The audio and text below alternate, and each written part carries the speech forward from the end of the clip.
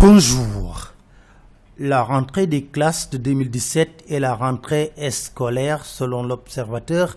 Nos confrères signalent une série de clashs entre l'État et Yavuz Selim, le SAES et le recteur de l'université Cheikh Anta Diop. Vox Populi de nous dire que des incertitudes planent sur le sort des 3000 élèves de Yavuz Selim, car les négociations ont abouti à un échec. Le gouvernement a rejeté la contre-proposition des administrateurs qui en retour incriminent Ankara. Les parents d'élèves refusent de confier leur enfant à un administrateur provisoire. Et lors de la rencontre d'hier, Libération, parlant des coulisses, écrit Madiambal Diagne, PCA de Yavuz Selim, a flambé Serigne Mbaye Thiam, le ministre de l'Éducation. On apprend également, selon Libération, que Moustapha Guirassy et Moustapha Sène étaient des potentiels repreneurs. Traque des biens mal acquis, Libération revient sur les honoraires réclamés par les avocats de l'État et nous livre les preuves du scandale. Pour nos confrères, il faut d'abord s'interroger qui a signé avec ses avocats un contrat où ils réclament 2% des montants recouvrés. Mieux, dans l'affaire Karim Wade, les avocats étaient plus dans les médias que devant le prétoire. Libération d'ajouter, c'est en réalité la CREI qui a fait tout le travail. À Paris, par exemple, les avocats n'étaient que des spectateurs, c'est seulement à Dakar où ils ont plaidé.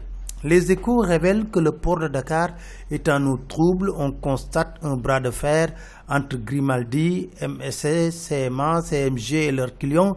Les compagnies maritimes ont décidé de facturer plus cher les conteneurs. Commerçants, transitaires et transporteurs disent niet et menacent de paralyser le port.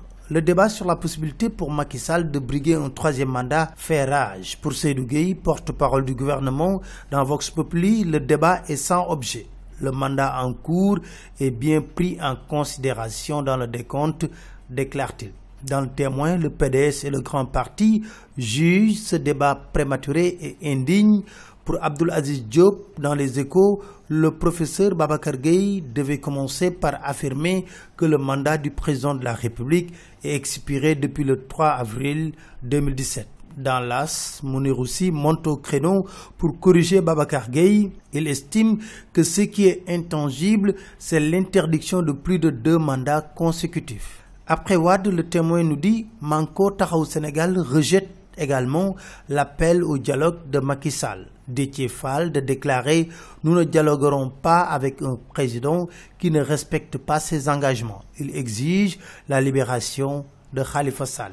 Libération de nous signaler la nomination de Youssou Touré comme ministre conseiller. Le Témoin parle de la maladie du cancer. Environ 20 000 malades sont diagnostiqués, de radiothérapie non encore fonctionnelle, absence de registre national, insuffisance de ressources humaines. Voilà les grands mots.